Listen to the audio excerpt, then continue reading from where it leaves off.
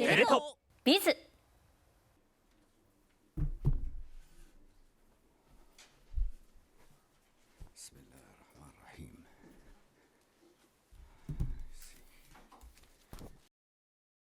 Well, ladies and gentlemen, today I stand before you to address the enduring Israeli-Palestinian conflict.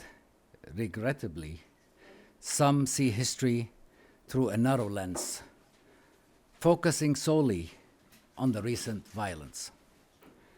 However, we must recognize that the Palestinian people have endured one deadly year after another. Now, let me go into the most critical aspect of this conflict and urge the international community to take a resolute action. Our foremost principle must be to refrain from placing the blame on the victims of this conflict.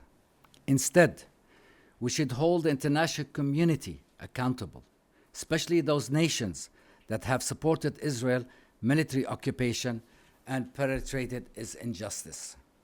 Regrettably, Israel has continued escaping sufficient accountability due to the indifference of some nations. This neglect has led to the dangerous situation where innocent lives are at stake. Israel consistently prioritized occupation and colonization over peace, brazenly violating every international and human rights for decades. Today, the Palestinians in Gaza are unfortunately enduring a dire living condition. No water, no electricity, no medical supplies. Moreover, we are watching the full equipping of weapons to those settlers by the Israeli government. This daily loss of Palestinian lives and attacks on our sacred religious holy sites, such as the Al-Aqsa Mosque and historical sites, must be stopped immediately. We demand an immediate action from the international community is to stop this genocide in Gaza, not to support this genocide in Gaza. The United Nations resolutions affirm the right of occupied people to resist their occupier in any form they choose.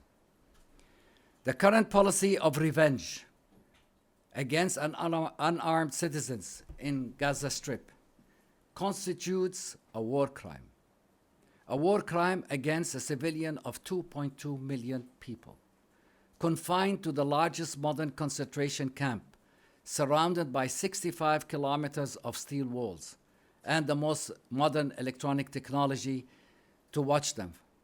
Gaza population of 2.2 million consists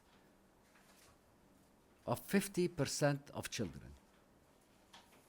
Gaza has endured a 60% of poverty. Gaza has endured no electricity, no water, no open borders for the past 17 years.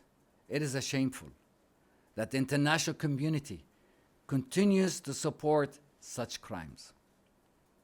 Furthermore, the destruction of civilian properties, the hospitals, the schools, international organizations, also the obstruction not to allow food and medical supply, and cutting out the lifeline to all of this population.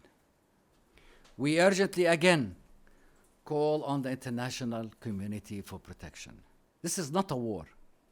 What we see today is a revenge, a complete, unthinkable revenge against Palestinian citizens.